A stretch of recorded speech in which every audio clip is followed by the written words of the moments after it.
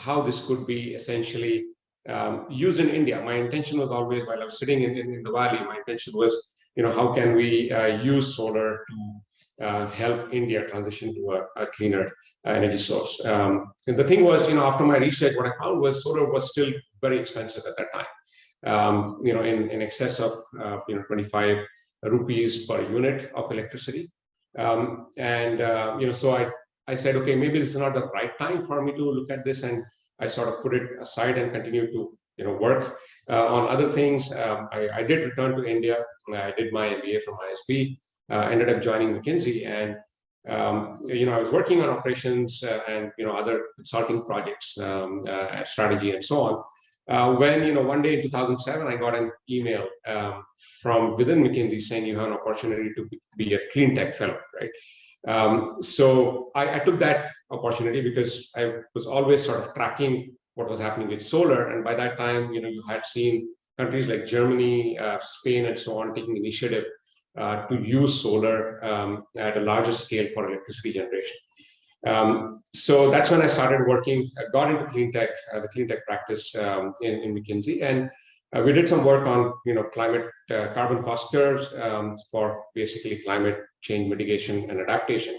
And one of our recommendations was that India actually put in place policy initiatives to drive the growth of solar or accelerate the growth of solar, right, in India. At that point in time, India hardly had any capacity of solar installed, right? I mean, it probably was a few megawatts total of capacity. And globally, if you look at where solar was, in 2000, solar was at 1,000 megawatts of total capacity installed, which is almost nothing compared to the total amount of electricity that's generated. And in India, we had globally by 2008, you had about 10,000 megawatts of electricity. India had maybe 2 or 3, right?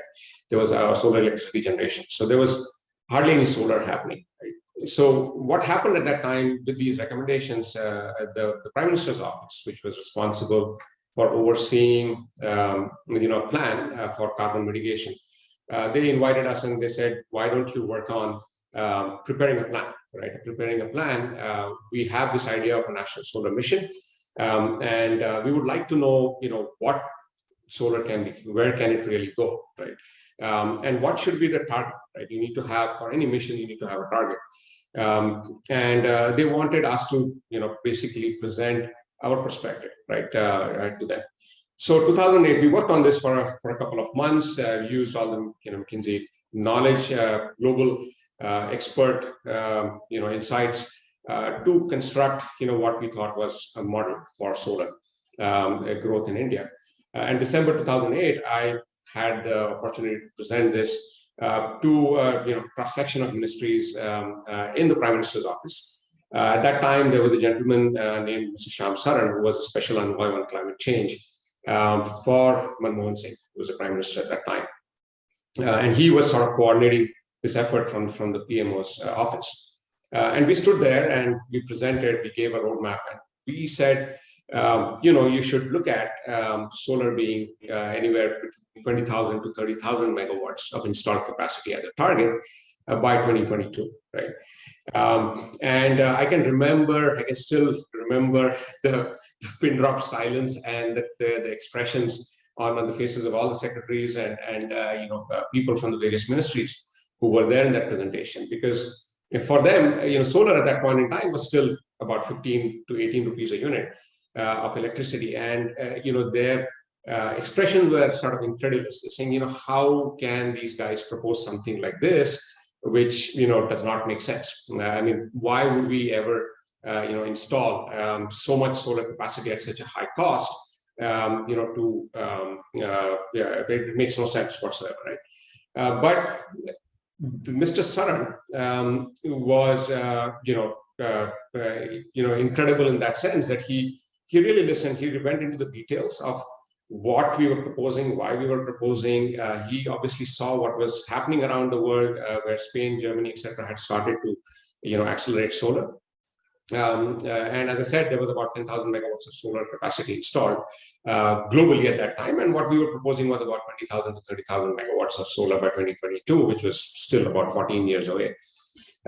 So, he basically, with the blessings of the PM at that time, he was able to convince, the cabinet that this is a good thing to do. And in 2009, the National Solar Mission sort of got ratified by the cabinet with a target of 20,000 megawatts, by 2022. Now, interesting thing is that we were spectacularly wrong, and I'm happy that we were wrong in that sense, because solid growth of solar has far exceeded anybody's expectations, right? At that point in time, India today has about 50,000 megawatts of solar capacity installed, and we are not yet in 2022, almost there. So when the target of 20,000 megawatts looked ridiculous, we have actually far exceeded that target, right? In terms of growth of solar globally, solar has gone from 10,000 megawatts to 900,000 megawatts, almost 9 lakh megawatts of solar capacity installed globally, with almost about 150,000 megawatts of capacity being added every year, right? And why has this acceleration happened? It's because solar is now one of the cheapest, energy, in fact, the cheapest electricity source on the planet, right? So that is what is driving this transition. But despite this sort of growth globally of in 2 decades of almost 900 times, and because it was 1,000 megawatts in 2000, in 2021 it's at 900,000 megawatts, which is 900 times growth. Still, solar accounts for a very small proportion of the overall electricity generation. It's globally only about 5% of the electricity generation. And if you look at all primary energy sources, right, which means you look at all oil, renewables, nuclear, and so on, which are the primary energy sources, all the energy that is used by humanity today, solar accounts for less than 2%, right? So you can see, even with such a massive growth, there is a long way to go for the solar transition. And there are some projections that they say that by 2050, solar is likely to be close to between 15 million megawatts to about 25 million megawatts, right? So, and then there are some very, very aggressive projections that even project 50 million megawatts of solar, right, by 2050. I think the point really is that solar really is going to be one of the key drivers, and will continue to accelerate and grow, right, as we move forward. So I'm personally excited by what is possible, and that is where some of the technologies that we are working on will be important to further sort of manage and accelerate this growth in solar. I think one of the interesting facts I would like to point out is that you would ask probably the question, how is this, or what is really driving the growth of this solar, right? So one, of course, is that it is the cheapest source of electricity today, right? So a recent sort of tender or a price discovery bid in Latin America was discovered the lowest price of solar to date, which is under a rupee a unit of electricity.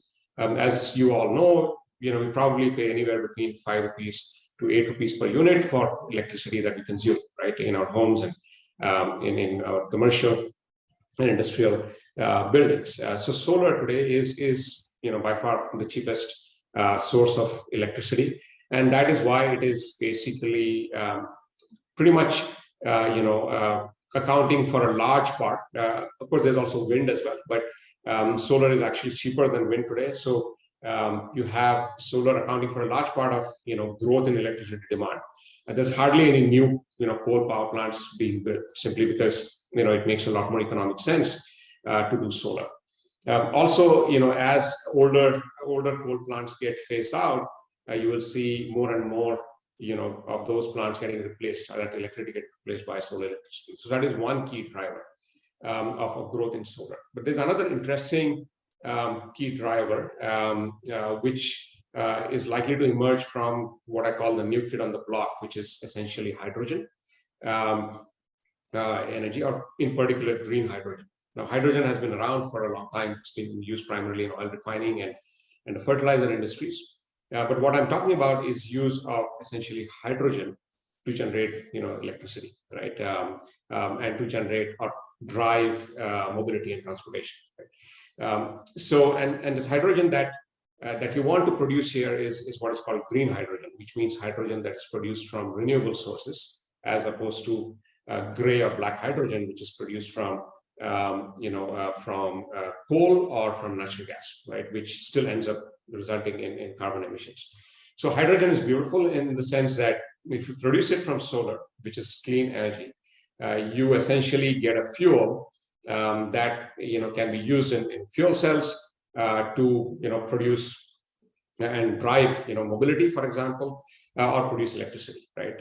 And that essentially and the byproduct of that is clean water, right? So essentially, instead of emitting carbon dioxide, monoxide, and so on, you are basically producing water as a byproduct, right? So India is obviously also, this global talk which has sort of accelerated in 2021, and India has also created a national hydrogen mission to drive, growth of hydrogen, basically, and hopefully accomplish the same thing that India was able to do for solar, right? Globally, using this hydrogen mission. Now, the interesting thing about hydrogen is that green hydrogen needs to be produced with clean electricity, and the primary contender for that is solar.